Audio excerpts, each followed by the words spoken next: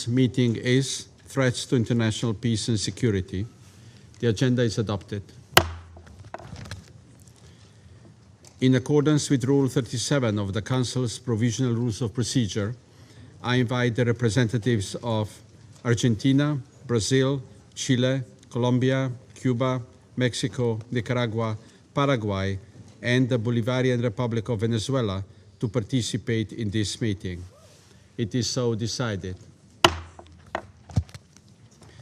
In accordance with Rule 39 of the Council's Provisional Rules of Procedure, I invite Mr. Khaled Kiari, Assistant Secretary General for the Middle East, Asia, and the Pacific, Department of Political and Peacebuilding Affairs and Peace Operations, to participate in this meeting. It is so decided.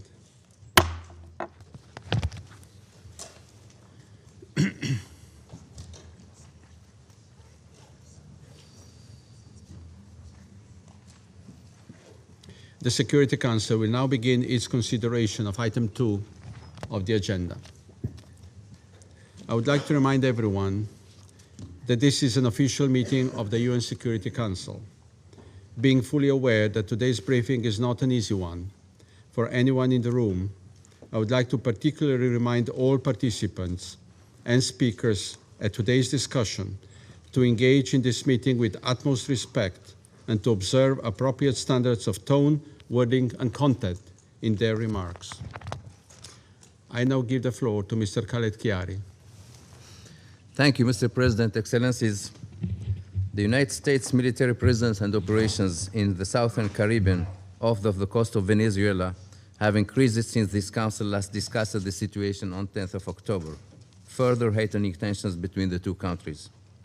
The United States described its military deployment as part of a, quote, non-international armed conflict, and quote, against drug cartels and drug trafficking, invoking Article 51 of the Charter of the United Nations. President Donald Trump has stated that he is going to use the full power of the United States to take on and eradicate these drug cartels, no matter where they are operating from. The Venezuelan government, including its permanent representative, has described the measures by the United States as a serious threat to international peace and security. Most recently, in a letter dated 16 December and addressed to the President of the Security Council, the Minister of Foreign Affairs of Venezuela asserted that the United States is violating the principle prohibiting the threat or use of force in international relations. Mr. President, U.S. strikes on vessels alleged to be illegally carrying drugs in the Southern Caribbean Sea and the Eastern Pacific have continued. According to United States authorities, 105 individuals have been killed in these strikes since 2 September. Officials have stated that the strikes have taken place in international waters or in the Southcom area of responsibility. The exact locations of these incidents have not been disclosed. In a statement on 31st October, the High Commissioner for Human Rights said that the airstrikes by the United States of America on boats in the Caribbean and the Pacific, allegedly linked to drug trafficking, violate international human rights law. The High Commissioner added that countering illicit trafficking of drugs across international borders is, as has long been agreed among states, a law enforcement matter governed by the careful limits on lethal forces set out in international human rights law. He called for prompt, independent, and transparent investigations. Mr. President, in late November, President Nicolas Maduro and President Trump held a telephone conversation. On 24th November, the United States designation of the Cartel de los Soles as a foreign terrorist organization entered into force under U.S. law. Subsequently, the United States imposed additional measures against organizations and individuals it alleges are linked to these activities. On 29 November, President Trump declared that the airspace above and around Venezuela should be considered closed in its entirety. This followed an alert issued by the U.S. Federal Aviation Administration a few days earlier, warning major airlines of a potentially hazardous situation when flying over Venezuela. Since then, most international airlines have suspended or canceled flights to and from the country. Venezuelan authorities have described this as an attempt to impose an air blockade.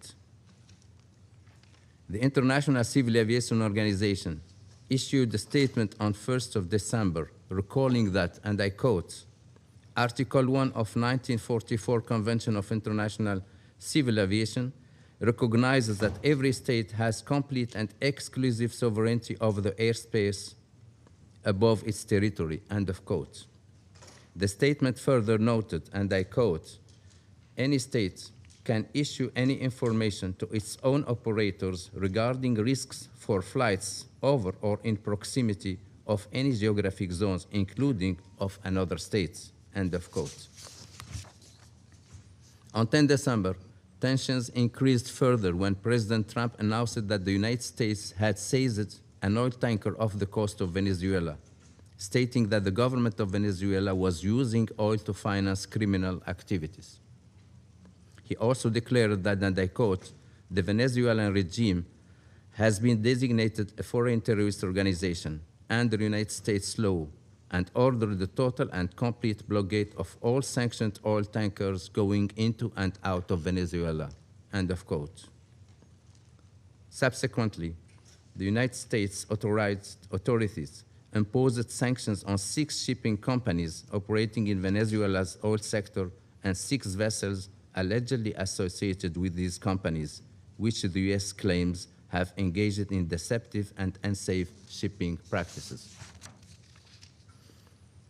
Venezuelan authorities described these actions as a unilateral naval blockade.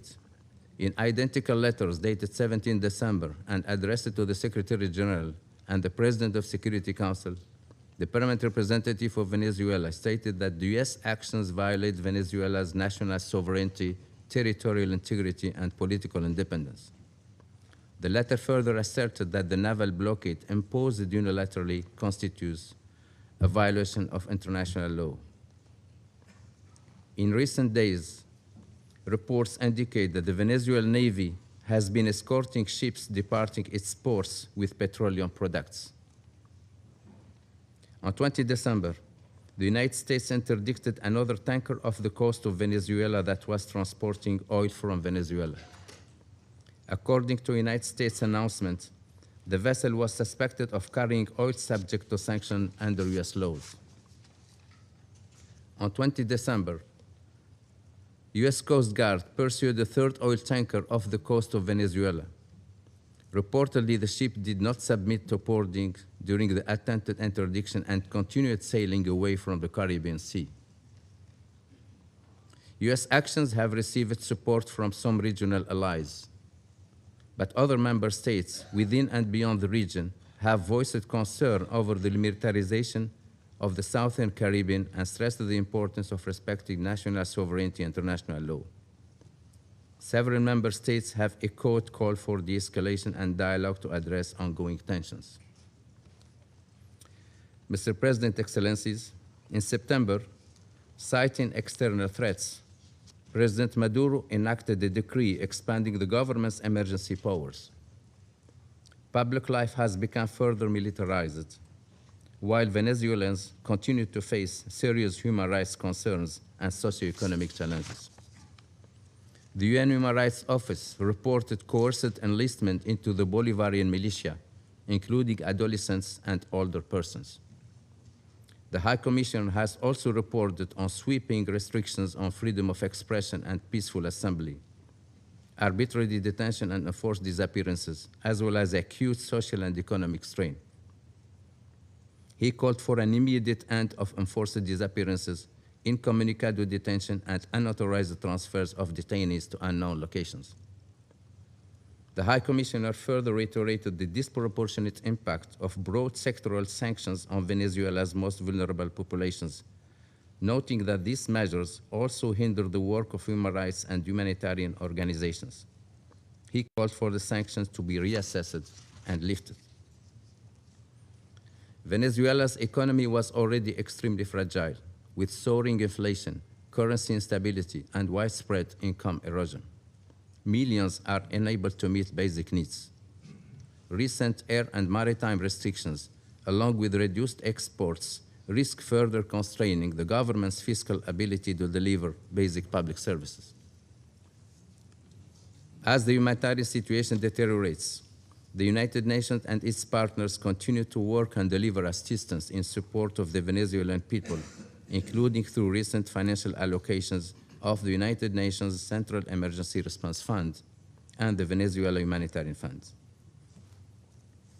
Mr. President, on 17 December, at his request, President Maduro held a telephone conversation with the Secretary General. The Secretary General reaffirmed the United Nations position on the need for member states to respect international law, particularly the United Nations Charter, exercise restraint, and de-escalate tensions to preserve regional stability. The Secretary General stands ready to support all efforts at diplomatic engagement, including the exercise of his good offices, if both parties so requested. He welcomes initiatives by member states, offers for mediation, and proposals for peaceful solutions. Dialogue is the only viable path toward lasting peace and preventing further instability and human suffering. Thank you, Mr. President. I thank Mr. Chiari for his briefing. I now give the floor to those council members who wish to make statements. I give the floor to the representative of the Russian Federation. Mr. President, we wish to thank Khaled Kiari for his briefing. For several months now, the entire world has had the opportunity to observe the way that the United States has been continuing to deliberately foment tensions around the friendly nation of Venezuela under the pretext of combating drug trafficking and the terrorist threat, illegally destroying at the same time the civilian vessels in the Caribbean Sea. We, during the previous Security Council meeting, we all had an opportunity to see the fact that this artificial smoke screen is concealing the goal of U.S. military groups being shored up and the delivery of exerting tension on an independent state whose policy is not to the liking of Washington. It seems that the White House decided to remove from the mothballs the previously embraced practice of portraying combating terrorism as justification for blatant aggression and intervention in the affairs of sovereign states. And this time, the so-called foreign terrorist organization has been labeled as being the legitimate government of the Bolivarian Republic. Their attempts to convince us all of the mendacious view that decision of the U.S. authorities alone is enough in order to transform a sovereign state into a criminal enterprise, any act of force against which can now be called a law enforcement operation and the defense of national interests. We see no point in delving on the absurd nature of the U.S. pseudo-legal methods, given how how significantly they fly in the face of international law and are inconsistent, especially given that in Washington themselves have sincerely recognized this. The statement of the U.S. President on the 16th of December does not need any additional interpretation. This is a direct claim on the natural wealth and the soil of another state, and an open, if not a state, flagrant bringing to bear of military, political, and economic pressure with the aim of changing an inconvenient regime. The United States is already shoring up their practices with attacks of open piracy with the aim of seizing sovereign natural resources, which we all saw compellingly taking place in recent weeks. We firmly condemn the seizure by U.S. troops of petroleum tankers and the effective imposition of a blockade on Venezuela. The acts by the U.S. side run counter to all key norms of international law, including the UN Convention on Law of the Sea, Security Council resolutions, and the Charter itself of the United Nations. Colleagues, the illegal U.S. blockade on the coast of Venezuela is the most clear and absolutely real act of aggression. And the responsibility of Washington is also evident for the catastrophic consequences of such conduct for the residents of the country, which is now blockaded. Unfortunately, we have every reason to believe that these are not one-off acts by the U.S. vis-a-vis Venezuela. This intervention, which is unfolding, can become a template for future acts of force against Latin American states in accordance with the so-called Trump corollary and the Monroe Doctrine, which was enshrined in the recently published U.S. national security policy. And this is a clear message for all countries in the region who are striving to conduct a sovereign policy and to independently determine their own economic, political, and cultural system. In Washington, they are ready to respect your independence and take your interests into account only if you are willing to tailor them to the interests of the United States and to conduct a policy which is convenient to and beneficial to them.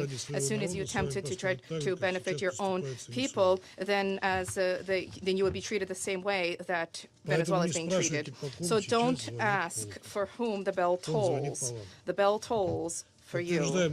We reaffirm our solidarity with the Venezuelan people as they face the trials before them. We support the policy of the government of Mr. Maduro, which is geared towards the protection of the national interest and sovereignty of the homeland. We believe that all of those for whom international law is not mere noise have an obligation to stand with Venezuela. We note that Caracas has consistently demonstrated a willingness to engage in dialogue, to cooperate with Washington, both in terms of effectively coordinating acts for countering narcotics trafficking, as well as to combat real, not imagined terrorism. By all accounts, support for peaceful means of settling dispute and multilateral cooperation in these areas are something which are being advocated by all countries in the region, and yet, for some reason, for Washington, this is falling on deaf ears, and they are obstinately embracing their policy of destruction, which is fraught with grave consequences for the region and the world as a whole. We regret the fact that the new U.S. administration, which has been sober and pragmatic in its approach when it comes to other crisis situations, when it comes to Venezuela, it remains mired in approaches which itself actively criticizes. We trust that common sense will indeed prevail and that Washington will manage in time to halt, to prevent a fatal error which inevitably will undermine long-term U.S. national interests. The full-fledged armed conflict in Latin America, which remains for now a zone of peace, is the last thing that humankind needs right now. Humankind to whom President Trump promised an end to conflict. For now, unfortunately, the situation is not improving, and the United States, alas, continues to sow chaos in the Western Hemisphere, largely annihilating the benefits of the initiatives undertaken by the new U.S. leader and casting doubt on his sincere intentions in the global context. Thank you. I thank the representative of the Russian Federation for the statement, and I give the floor to the representative of China.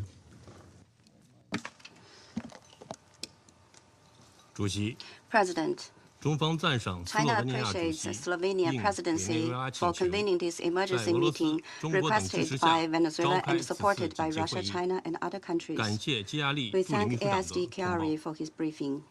For some time now, under the pretext of combating drug trafficking, the United States have continued to increase its military deployment in the waters of the Caribbean off the coast of Venezuela. It has escalated sanctions, blockades, and military threats against Venezuela, and claimed to have sunk Venezuelan vessels, shot dead crew members, and seized oil tankers.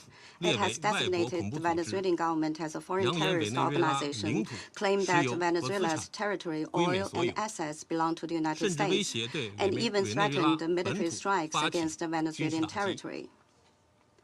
The U.S. actions and rhetoric have led to continued tensions in the region, raising serious concerns among regional countries and the international community. The UN Charter establishes fundamental principles governing international relations, including sovereign equality, non-interference in internal affairs, and peaceful settlement of disputes. They constitute the cornerstone of international rule of law and are crucial for maintaining world peace and security. The U.S. actions seriously infringe upon other countries' sovereignty, security and the legitimate rights and interests, gravely violate the UN Charter and international law, and threaten peace and security in Latin America and the Caribbean.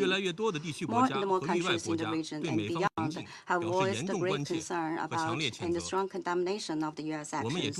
We note that Secretary General Guterres has clearly stated the need for all countries to respect international law and the UN Charter, exercise restraint, and de-escalate tensions to preserve regional stability, and his readiness to play a mediation role to this end.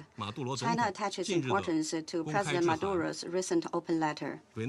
As an independent sovereign state, Venezuela has the right to independently develop mutually beneficial cooperation with other countries and defend its legitimate rights and interests, which should be respected and supported by the international community. China opposes all acts of unilateralism and bullying and supports all countries in defending their sovereignty and national dignity. We stand against any move that violates the purposes and principles of the UN Charter and infringes upon other countries' sovereignty and security, against the threat or use of force in international relations, against external interference in Venezuela's internal affairs under any pretext, and against illicit unilateral sanctions and long-arm jurisdiction that have no basis in international law or authorization by the Security Council. We call on the United States to heed the just call of the international community, immediately halt relevant actions, and avoid further escalation of tensions. We urge the United States to uphold the navigation safety of regional countries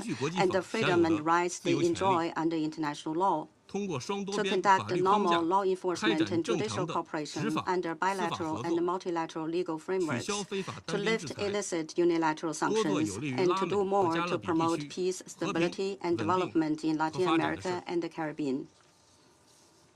President, Latin America and the Caribbean constitute an important part of the Global South and are a vital force in maintaining world peace and stability and promoting global development and prosperity. China recently released its third policy paper on Latin America and the Caribbean, in which it reaffirms its support for the proclamation of Latin America and the Caribbean as a zone of peace and the declaration of member states of the Agency for the Prohibition of Nuclear Weapons in Latin America and the Caribbean. This fully demonstrates the high importance attached to and support for the region. China stands ready to work with countries in the region to strengthen solidarity and cooperation, uphold fairness and justice, and jointly safeguard peace and stability in Latin America and the Caribbean. Thank you, President. I thank the representative of China for the statement, and I give the floor to the representative of the United States. Thank you, Mr. President. Let me begin by stating and reiterating the United States does not recognize Nicolas Maduro or his cronies as the legitimate government of Venezuela. Nicolas Maduro is a fugitive from American justice and the head of the foreign terrorist organization Cartel de los Soles. In fact, Maduro and his regime stole the election, and the international community has the receipts. President Trump has been very clear that he is going to use the full power of the United States of America, the full might of the United States, to take on and eradicate these drug cartels which have operated with impunity in our hemisphere for far too long, and everyone knows it. The single most serious threat to this hemisphere, our very own neighborhood, and the United States is from transnational terrorist and criminal groups. These cartels are not like the mafia.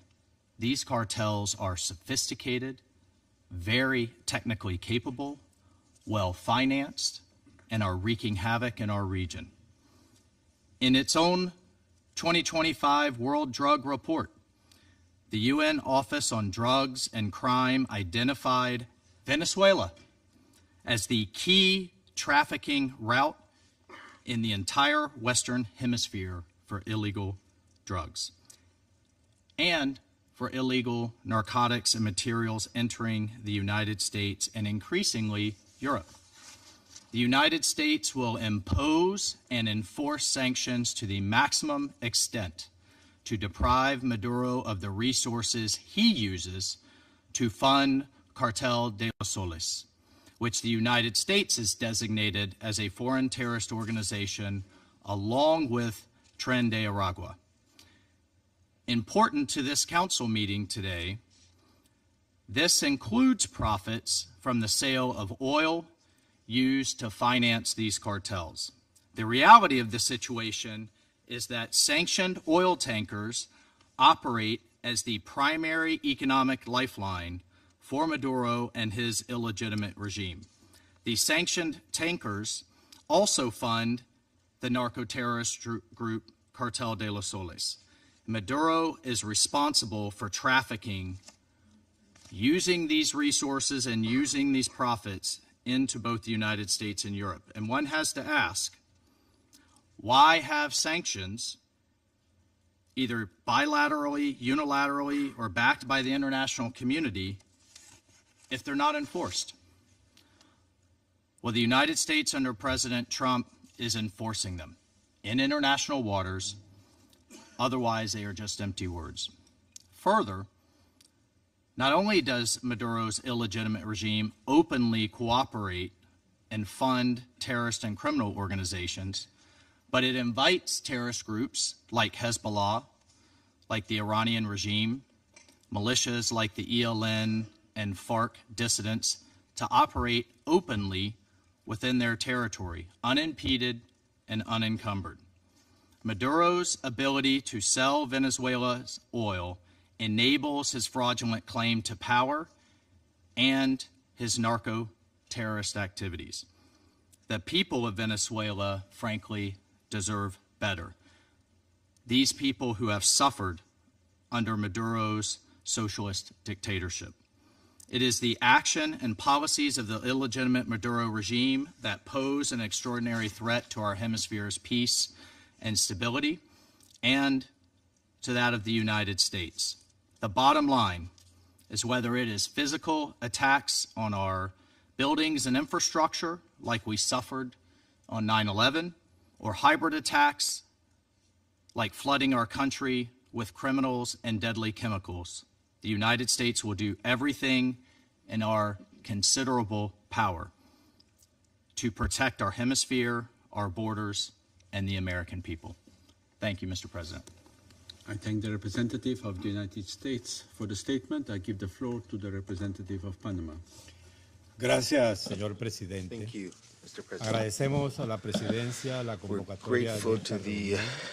President for convening this meeting. We're also grateful to Assistant Secretary General for the Middle East, Asia, and Pacific, Khaled Kiari, for his detailed report on the situation that brings us together today.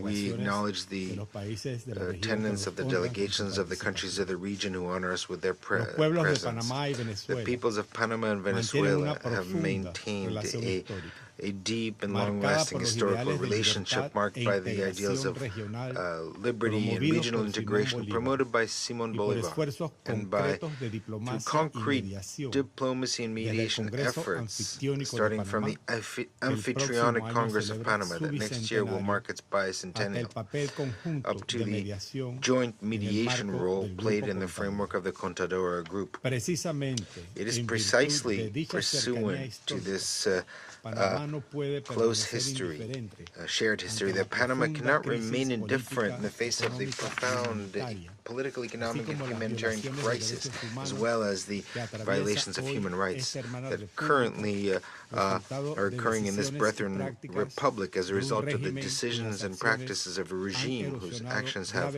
gravely eroded the democracy of its people. For Panama, there is no question that the opposition candidate, Mr. Edmundo González Urrutia, was the elected winner in the last elections. The records that confirm his victory and confirm the popular will expressed in the polls by the Venezuelan people remain and will continue to remain in the hands of Panama. Mr. President, our region is confronting very complex challenges in the area of security that are global in character, including transnational organized crime and drug trafficking. In this context,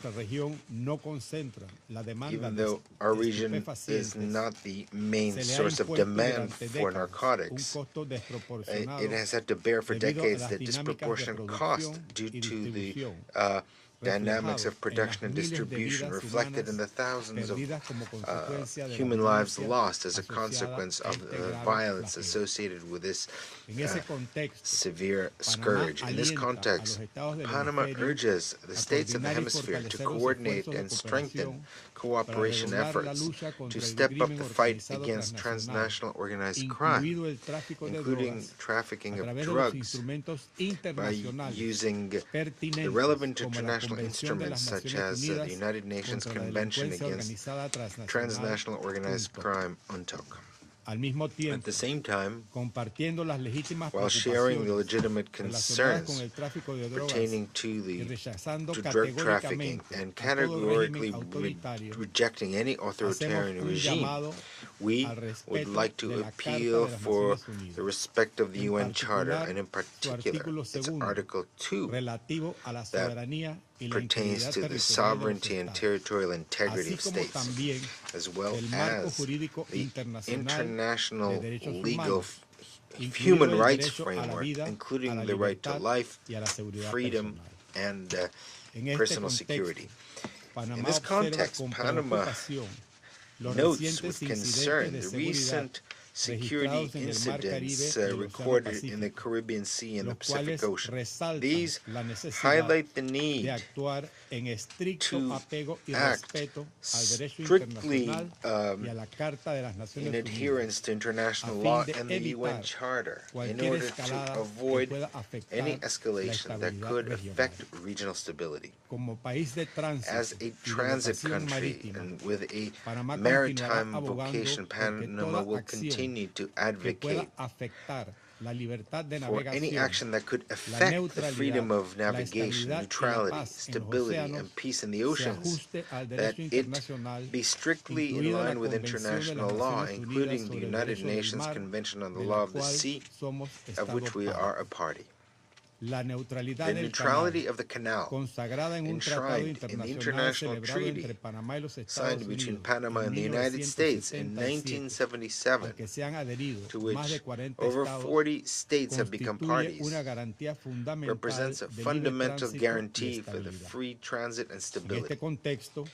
In this context, Panama reaffirms its commitment to preserve the aforementioned neutrality as a pillar of peace and regional and global stability, while it urges states who have not yet signed on to this instrument to join it, thus contributing to international maritime peace, stability, and cooperation. Panama would like to make an appeal for dialogue and a peaceful and sustainable solution in Venezuela. And we believe that it is timely for the United Nations, especially the Secretary General, to use his mechanisms of preventive diplomacy to contribute to the de-escalation of tensions. Panama reiterates its clear and unshakable position in defense of the United Nations Charter and multilateralism as indispensable instruments to preserve regional peace and stability. In this framework, we would like to recall that Latin America and the Caribbean was declared a zone of peace 11 years ago, and will continue to promote this condition so that the region preserves it, advocating constantly for respect for international law and human rights for the benefit and well-being of our people. Thank you. The representative of Panama for the statement, and I give the floor to the representative of the United Kingdom. Thank you, President. We thank ASG Kiari for his briefing, and we welcome the participation of many countries from the region. We have long been clear that Nicolas Maduro's regime claim to power lacks legitimacy. Venezuela's National Electoral Council has still failed to publish the full results of the July 2024 presidential elections after 18 months. Independent domestic and international reports observed significant irregularities and a lack of transparency. Meanwhile, political freedoms in Venezuela remain severely restricted. The human rights situation continues to deteriorate. Its political and judicial systems continue to erode. We remain deeply concerned about ongoing repression in Venezuela and the everyday struggles of Venezuelans. This includes extreme levels of poverty and failing basic services, which are precipitating a displacement crisis affecting the whole region. The United Kingdom stands firmly with the people of Venezuela in their pursuit of a democratic future. The voices of all Venezuelans need to be heard. They deserve a government which reflects their will at the ballot box. We will continue to work to achieve a peaceful, negotiated transition in Venezuela which ensures that the will of all Venezuelans is respected. As we said in October, drug trafficking and organized crime continue to endanger communities across the globe, undermining stability and putting our shared security at risk. We will continue to work with partners in Latin America and elsewhere to tackle this issue and address challenges. President, the United Kingdom reaffirms its unwavering commitment to the principles enshrined in the United Nations Charter. We believe these foundations are essential for maintaining global peace, security, and the rule of law. The UN Convention on the Law of the Sea is the cornerstone of international law on ocean-related issues. The United Kingdom will always support international law and the upholding of it. We continue to monitor this situation closely. Thank you. I thank the representative of the United Kingdom for the statement, and I give the floor to the representative of Sierra Leone. Thank you, Mr. President. Mr. President, I also thank ASG Khaled Kiari for his important briefing. Sierra Leone takes note of the relevant letters by the permanent representative of the Bolivarian Republic of Venezuela and the concerns placed before the Council regarding developments in the Caribbean Sea. Throughout our current tenure on this Council, Sierra Leone has sought to support peacemaking, dialogue, and a steady commitment to international law. We do so mindful that, as we've commemorated the 80th anniversary of the United Nations and the signing of its charter, a deliberate choice was made in 1945 to opt for collective security instead of balance of power or hegemonic security. The latter doctrines failed to stop the two world wars. 80 years on, this collective security scheme, premised on international law, is under tremendous strain. The system can only remain as strong and effective as we share adherence to its principles, especially the sovereign equality of states, the peaceful settlement of dispute, and the prohibition on the threat or use of force. As we approach the end of our United Nations Security Council tenure, we've sought to defend the very principles all 193 member states have agreed to uphold. In that spirit, my delegation would offer the following observations. First, Sierra Leone recalls the importance attached by states of Latin America and the Caribbean to maintaining the Caribbean as a zone of peace. This approach reflects a preference for restraint and for resolving differences through dialogue. We recall the position of CARICOM heads of state and government, who reaffirm maintaining the Caribbean as a zone of peace and emphasize dialogue and engagement towards the peaceful settlement of dispute. We therefore encourage all concerned to keep this regional aspiration in view and to avoid steps that will heighten tensions or create misunderstanding or miscalculations. Second, Sierra Leone recalls and reaffirms the principle of permanent sovereignty of state over their natural resources. This is a well-established principle of international law that supports sovereign equality and development.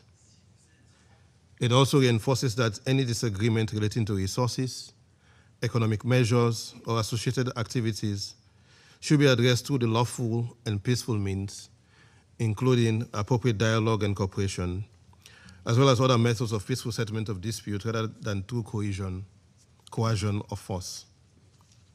Third, and most importantly, Sierra Leone underscores that the United Nations Charter provides the guiding legal framework for current interstate relations.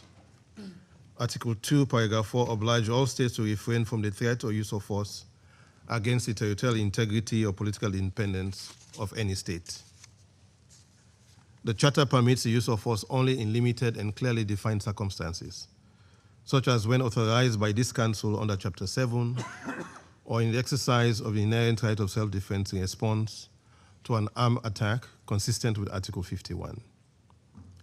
These rules are central to international stability and are intended to prevent escalation, miscalculation, and illegal wars of choice. Mr. President, these principles are particularly relevant in the maritime domain. Sierra Leone recalls that the high seas are governed by international law, including the United Nations Convention on Law of the Sea, which codifies relevant customary international law applicable to parties concerned and provides a framework for navigation, maritime safety, and the peaceful use of the oceans.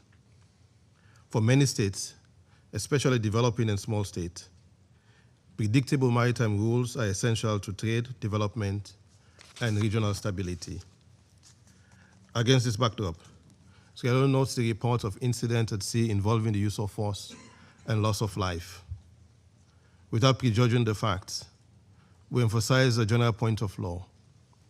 When states respond to transnational challenges, whether illicit trafficking, organized crime, or terrorism, those responses must remain consistent with the Charter and other applicable rules of international law, including relevant maritime rules and international human rights law.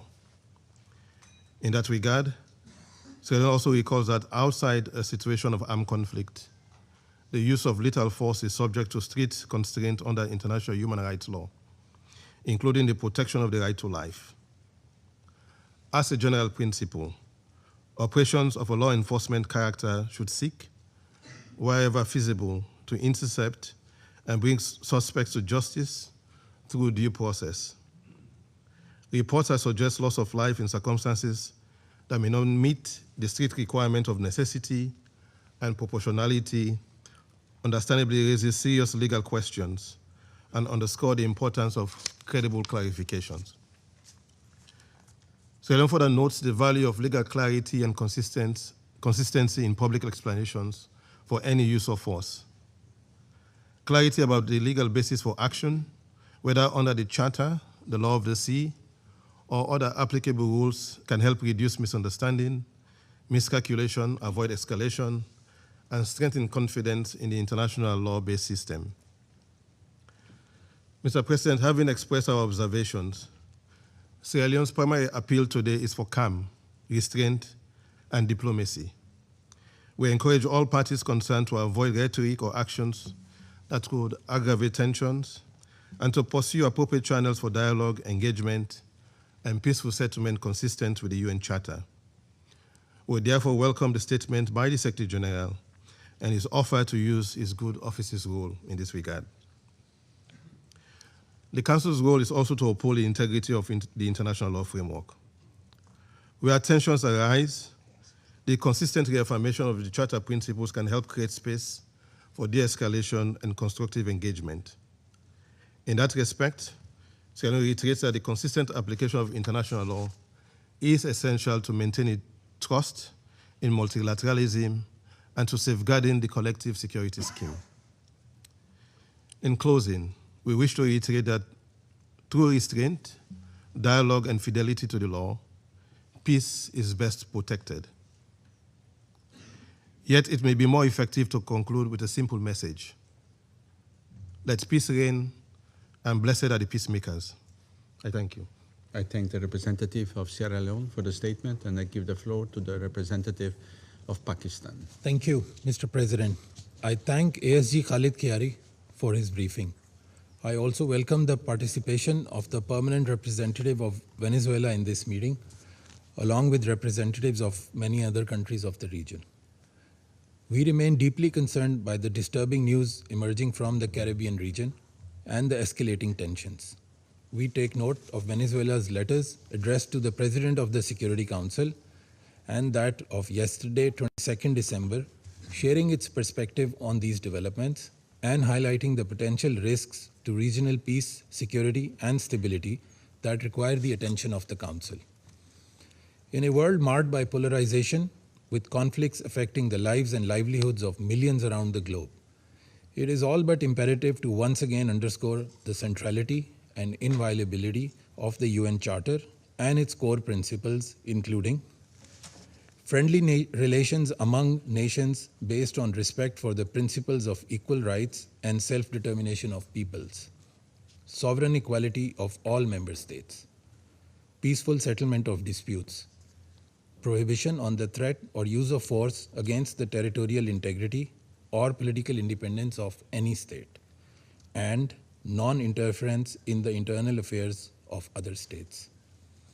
Any unilateral measures that run contrary to these cardinal principles and the tenets of international law risk setting dangerous precedents with far-reaching consequences. Mr. President, we firmly believe that the current trajectory serves no one's interests. The path of confrontation and zero-sum approaches do not bode well for peace and tranquility in the region. Any action that negatively impacts vital economic lifelines, exacerbates humanitarian challenges, and closes the doors to dialogue must be avoided. We firmly believe that the principles of sovereignty, territorial integrity, and political independence of states, as enshrined in the UN Charter, are sacrosanct. We also reiterate our support for the principles reaffirmed by UN General Assembly Resolutions 1803 and 3171 on permanent sovereignty over natural resources, endorsing the inalienable right of peoples and nations to freely dispose of their wealth, including natural resources. My delegation reiterates once again our consistent and principled position that any measures undertaken to counter transnational organized crime or cross-border narcotics drug trafficking must be undertaken in a cooperative manner and should remain in full conformity with international law. Mr. President, allow me to conclude by calling upon all sides to exercise maximum restraint, to de-escalate tensions, and to refrain from any actions that could further aggravate the situation. We urge all sides to engage in diplomacy for peacefully resolving their differences, respecting the imperative of peaceful coexistence, and choosing the path of dialogue and cooperation to ensure that the Latin American and Caribbean region is indeed a zone of peace. I thank you. I thank the representative of Pakistan for the statement, and I give the floor to the representative of Somalia. Mr. President, we thank you for convening this meeting in response to the letter from the Bolivarian Republic of Venezuela. We also extend our appreciation to ASG Khaled Kiari for his comprehensive briefing on the worrying development. We welcome the representative of the Bolivarian Republic of Venezuela, as well as the representatives from the region to this meeting. Our delegation is following the developments in the Caribbean region with close attention and concern. The issues raised today highlight the risks that heightened tensions can pose the regional and international peace and stability. In this context, we wish to emphasize the importance of restraint, calm, and dialogue among all concerned parties. It's essential that every effort be made to avoid actions or rhetoric that could further escalate the situation. We encourage all parties to use diplomatic channels and established international mechanisms to address all concerns. We reiterate that upholding the principles of the United Nations Charter particularly the peaceful resolution of disputes, remains fundamental to preserving stability in the region and beyond. At this delicate juncture, we urge all stakeholders to act with caution and responsibility. We affirm our readiness to support any efforts aimed at de-escalation and mutual understanding. I thank you. I thank the representative of Somalia for the statement. I give the floor to the representative of Greece. Thank you, Mr. President. I would like to thank ASG Kiari for his briefing, and I also welcome the participation of many countries of the region in the meeting. Greece continues to follow developments in the Caribbean region closely and is concerned by the further escalation of tensions. We join the Secretary General in advocating for de-escalation, the exercise of maximum restraint and respect for international law, particularly the United Nations Charter. I would like to make 3 points, Mr. President. First, we call for the peaceful resolution of any disputes through dialogue and diplomacy. In any case, adherence to international humanitarian law and the protection of civilians remains vital. Second, we caution against an escalation that would also pose a threat to maritime security in the Caribbean and could have repercussions for the wider regional stability. In this context, upholding the law of the sea, specifically the United Nations Convention on the Law of the Sea, remains of paramount importance.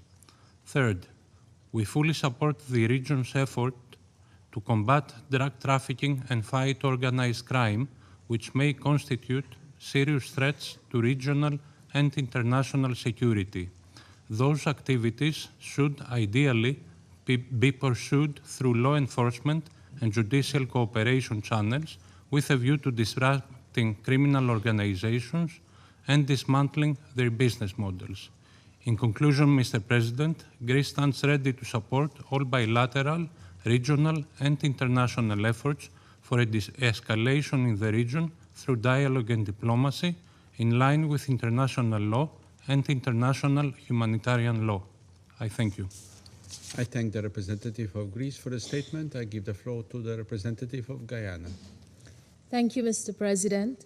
I thank ASG Kiari for his comprehensive briefing and welcome the participation of the permanent representative of Venezuela and representatives of other member states from our region in today's meeting. Colleagues, this Council is tasked with the solemn responsibility of the maintenance of international peace and security in accordance with the United Nations Charter.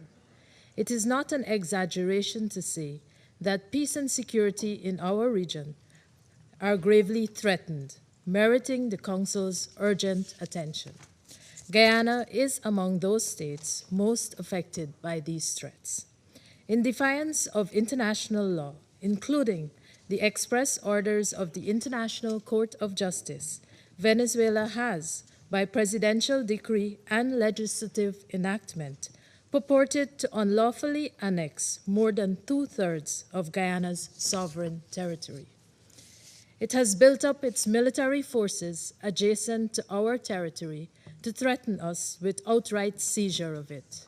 Disregarding the universally recognized international boundary between our two states, it has allowed and facilitates the transport of illicit drugs into Guyana while illegally mining Guyanese gold and smuggling it out of our country.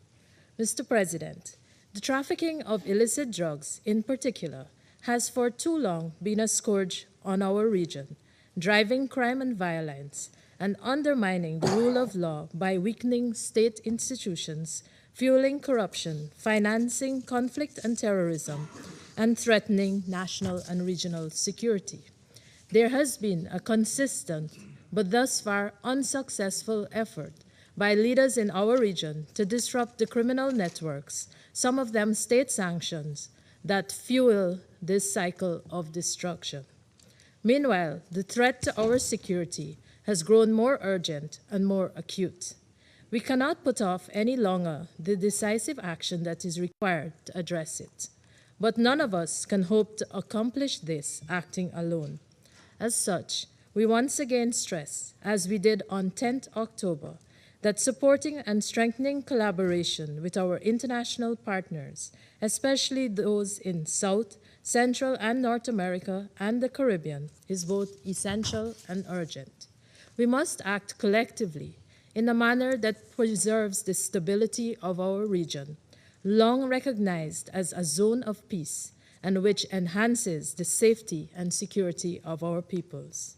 The ambition to pursue healthy, safe, and prosperous lives for all our peoples can only be realized in an environment of sustained peace and stability. This requires cooperation and collective action among all states committed to these ends. Guyana is fully committed to such partnerships and pledges its utmost support. I thank you. I thank the representative of Guyana for the statement, and I give the floor to the representative of the Republic of Korea. Thank you, Mr. President. I thank AS Kiari for his comprehensive briefing. The Republic of Korea is closely monitoring the recent development related to Venezuela and is attentive to the security concerns raised by the relevant parties. The need to address transnational organized crime, including drug trafficking, is an issue the international community cannot ignore. At the same time, respect for sovereignty, territorial integrity, as well as protection of civilians remain core values that the United Nations Charter seeks to uphold. In this regard, the Republic of Korea recognized the importance of efforts to counter international crime and the effective implementation of sanctions. Moreover, we believe it is equally important that such measures are carefully managed so they do not escalate into military tensions that could undermine peace and stability in the region. We firmly believe that transnational issues of this nature can best be addressed by taking cooperative approach by regional parties. The Republic of Korea appreciates that Latin America and the Caribbean has long demonstrated a strong commitment to multilateralism and peace, as reflected in the Treaty of Tlatelolco and the region's declaration as a zone of peace.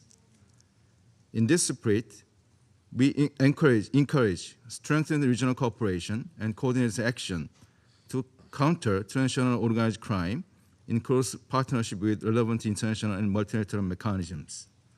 Mr. President, the Republic of Korea believes that upholding an international order and the collective security system grounded in the UN Charter is a responsibility we all share.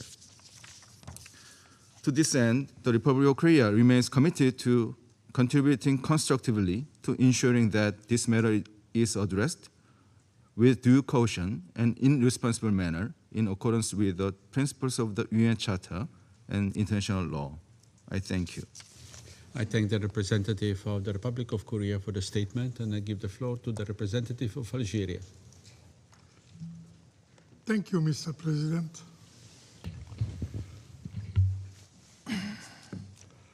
At the outset, I would like to thank you for convening this meeting at such a critical moment.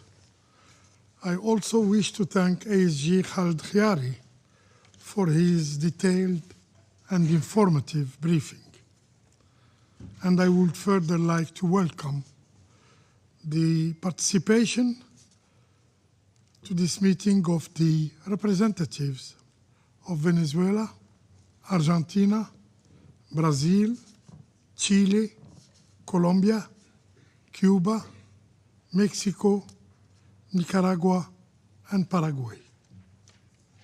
President, Algeria is following recent developments in the Caribbean region with close attention and with deep concern, particularly reports regarding actions directed at Venezuelan oil tankers. These developments raise serious questions and risk further heightening tensions in an already delicate regional context. In this regard, Algeria underscores the imperative of avoiding any steps that could lead to escalation or confrontation, as such outcomes would have serious consequences for regional and international peace and security.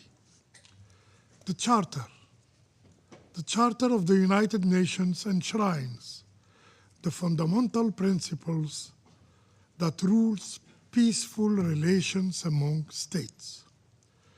These include respect for sovereign equality, self-determination of peoples, territorial integrity, non-interference in internal affairs, and the peaceful settlement of dispute.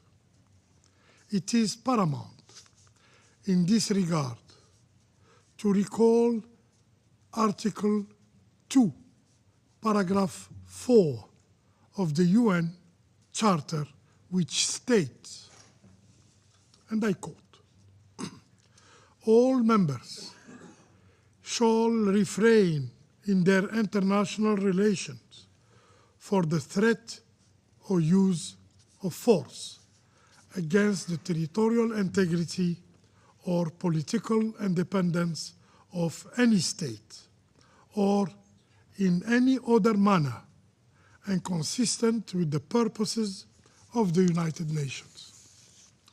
These principles are not merely aspirational. They constitute binding obligations under international law and frame our collective responsibility for the maintenance of international peace and security. We call upon all the concerned actors to exercise restraint and to refrain from any actions or rhetoric that could further inflame tensions or deepen divisions.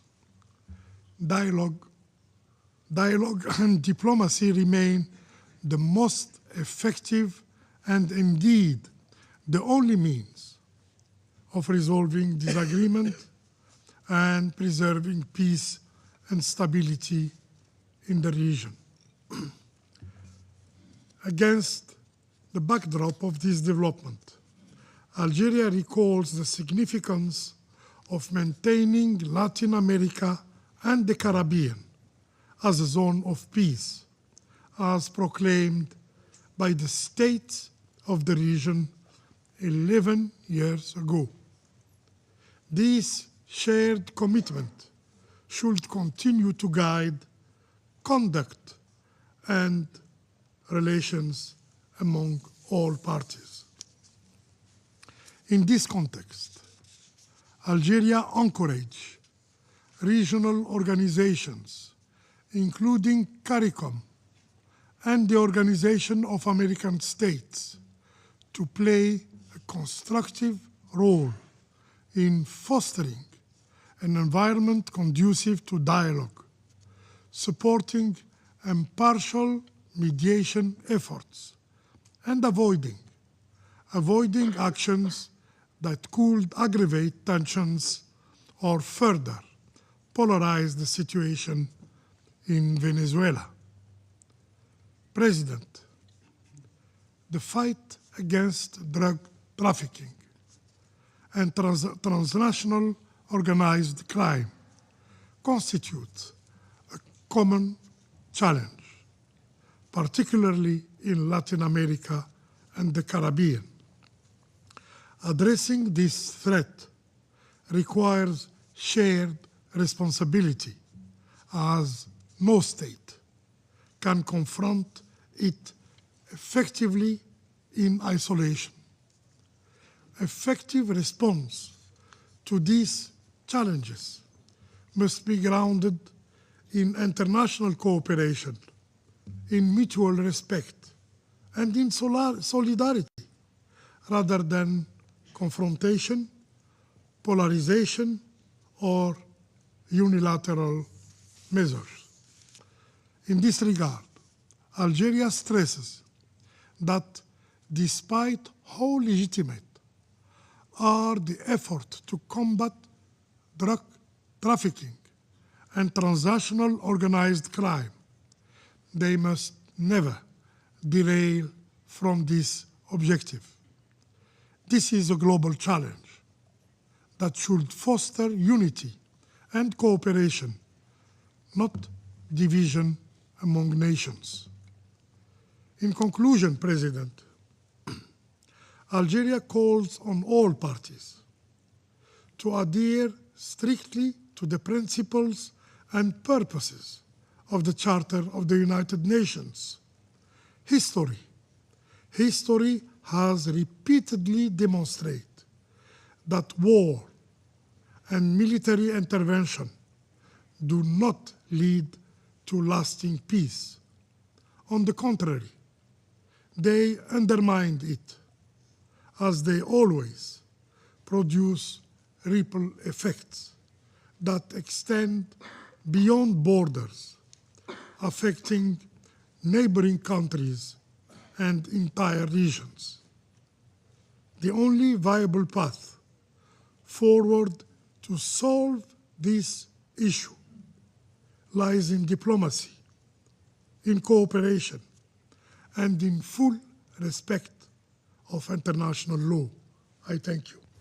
I thank the representative of Algeria for the statement, and I give the floor to the representative of Denmark. Thank you, Mr. President.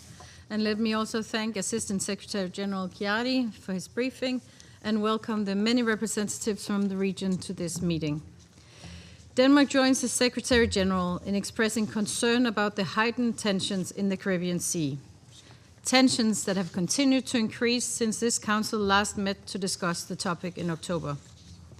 We have taken note of the letters sent to the Security Council by the permanent representative of Venezuela over the past several weeks, expressing concern about continued escalations and military buildup. Denmark also takes note of the official statements from the United States government on their operations to combat drug traffickers and stem the illicit flow of illegal narcotics. Mr. President, drug trafficking remains a persistent threat to the safety, health, and well-being of millions around the world.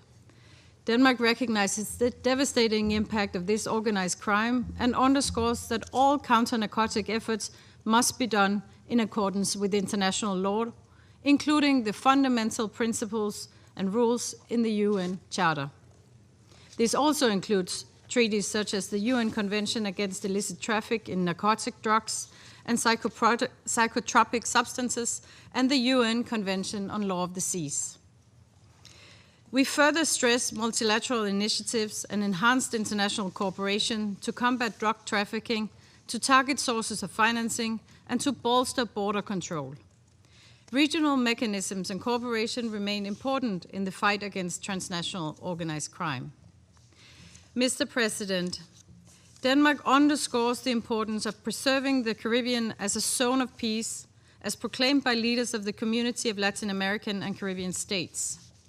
Denmark strongly urges all parties to strictly adhere to international law and to de-escalate tensions and exercise the necessary restraint.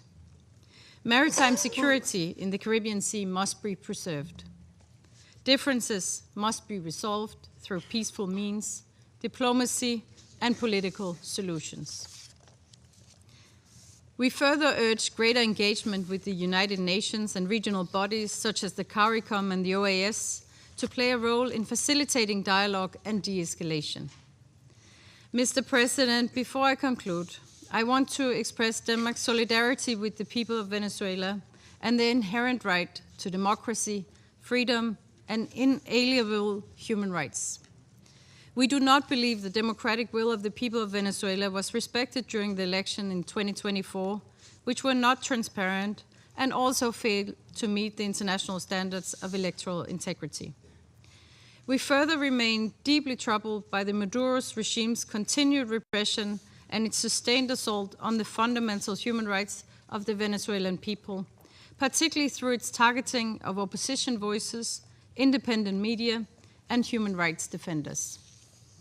We recall that a UN fact-finding mission earlier this week reported that Venezuela's Bolivarian National Guard has committed serious human rights violations and crimes against humanity in Venezuela for more than a decade with full impunity.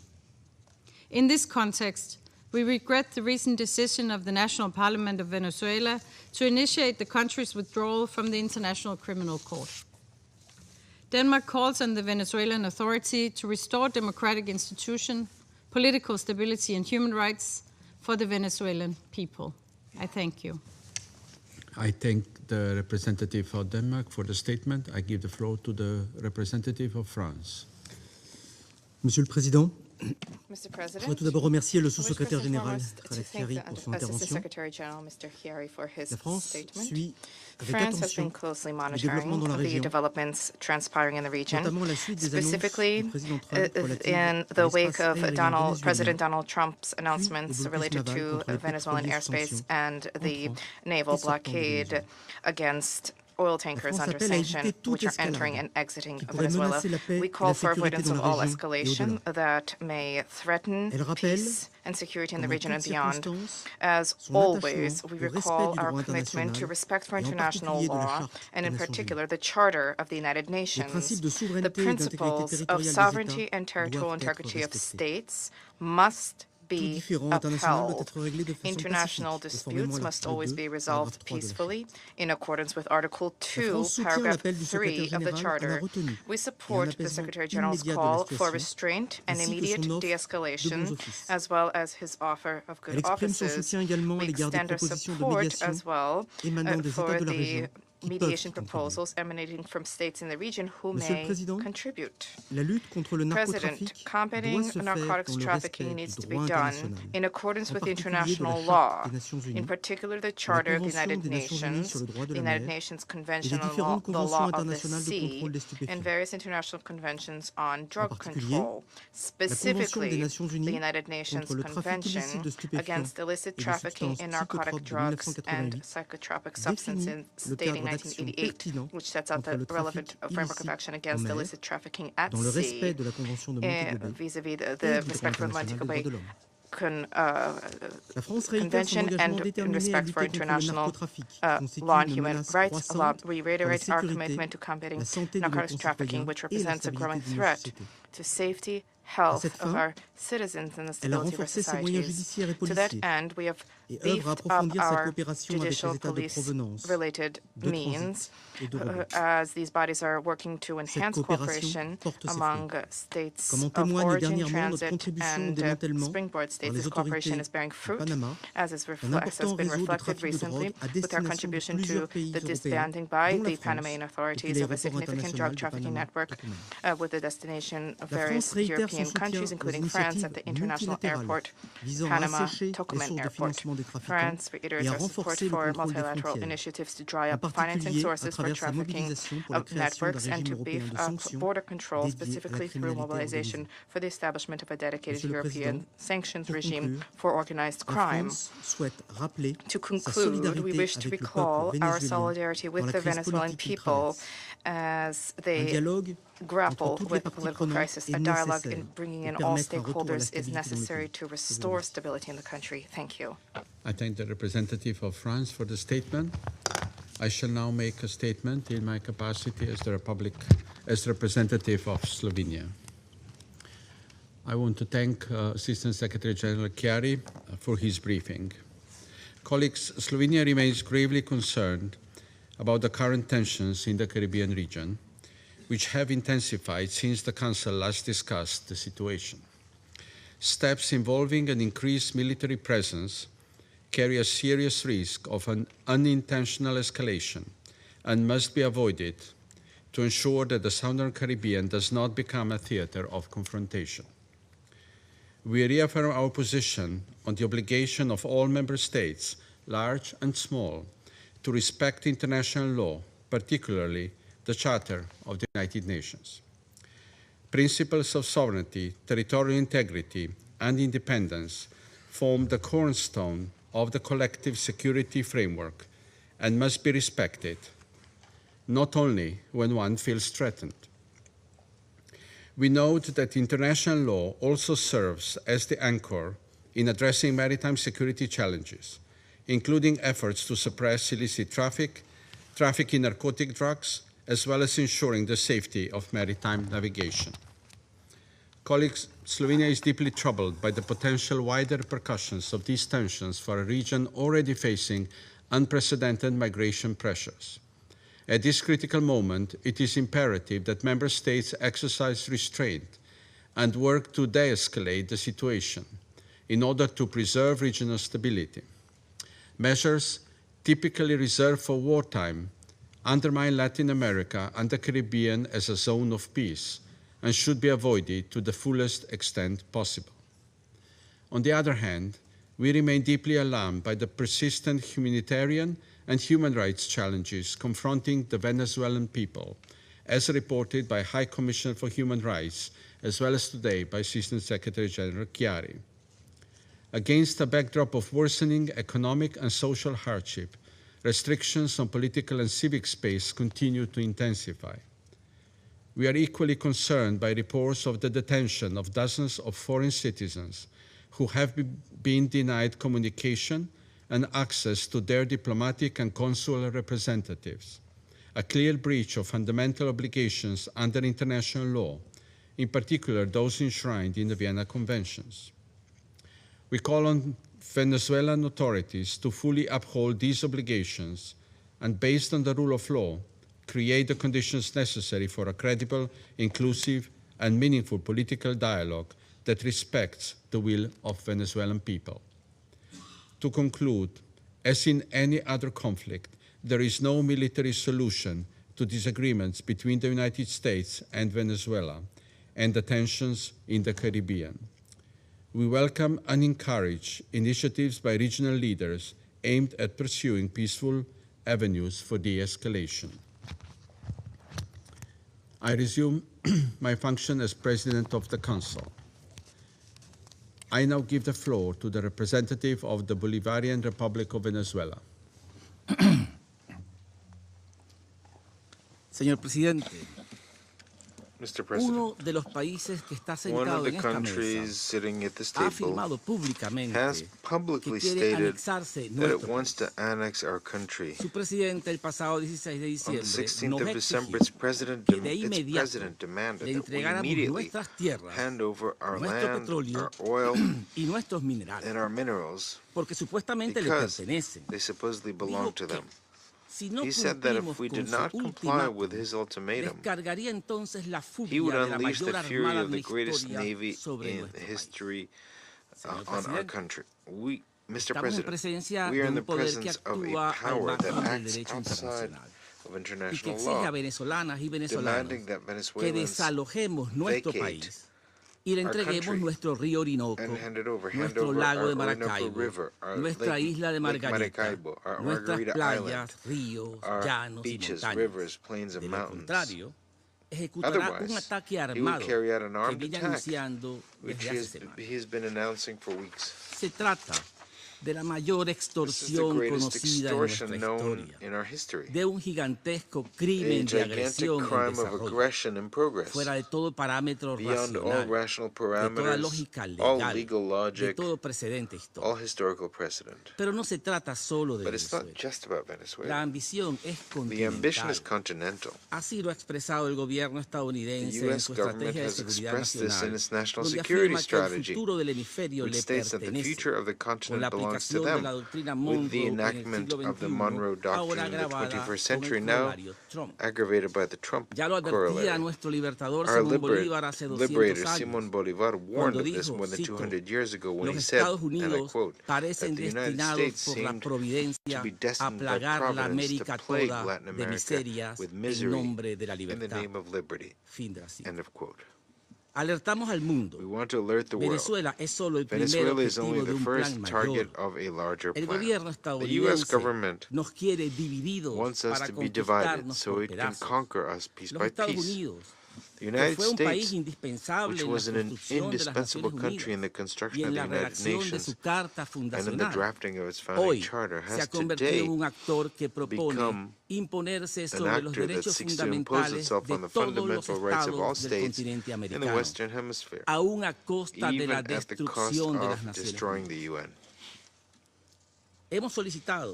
We have requested this meeting aware that the U.S. government will not allow this body to adopt a decision that would put a stop to its sinister plan. The world should know that last November, the U.S. government was the only one that prevented an agreement in the Security Council to condemn attacks against civilians on the high seas and to call for détente, dialogue, and diplomacy. The U.S. government is preventing the Security Council from fulfilling its mandate. If in 1945 that country was a force for good, today it has become a state that threatens international law and peace and security. The world must know that the threat is not Venezuela. The threat is the current U.S. government. Mr. President, the murders in the Caribbean Sea and the Pacific Ocean carried out by the U.S. government over the last few months are the first evidence of its plan to impose its power in the region in flagrant violation of international law and human rights. There have been more than 29 attacks resulting in more than 101 victims, non-combatant civilians, in the absence of armed conflict, who were coldly murdered, violating their right to the presumption of innocence and due process. Let it be clear once and for all that there is no war in the Caribbean, there is no international armed conflict, nor is there a non-international one, which is why it is absurd for the U.S. government to seek to justify its actions by applying the rules of war. The invocation of Article 51 of the United Nations Charter to explain terrorism against civilians masked by the argument of self-defense is a perverse distortion of the law, attempting to turn small unarmed boats in the Caribbean, thousands of kilometers from the United States, into alleged perpetrators of an armed attack with weapons of mass destruction. These are extrajudicial executions, willful killings committed by a military force against unarmed civilians. We stated that before the Security Council on the 10th of October. Today, it is absolutely clear that the U.S. government is not only violating international law, but also its own domestic legislation. Today, when there are 4 times as many victims, they do not dare to show the recorded evidence of the killings because their cruelty would provoke worldwide revulsion. Despite this, today, with more than 100 victims, the killer who roams the Caribbean claims that there is no end in sight to their crimes against humanity. Mr. President, on 16th of December, President Donald Trump publicly stated the following, and I quote, "Today, I'm ordering a total and complete blockade of all sanctioned oil tankers going in and out of Venezuela," end of quote. This is a confession of a crime, specifically a crime of aggression, with which the President of the United States intends to turn back the clock of history 200 years to impose a colony on Venezuela.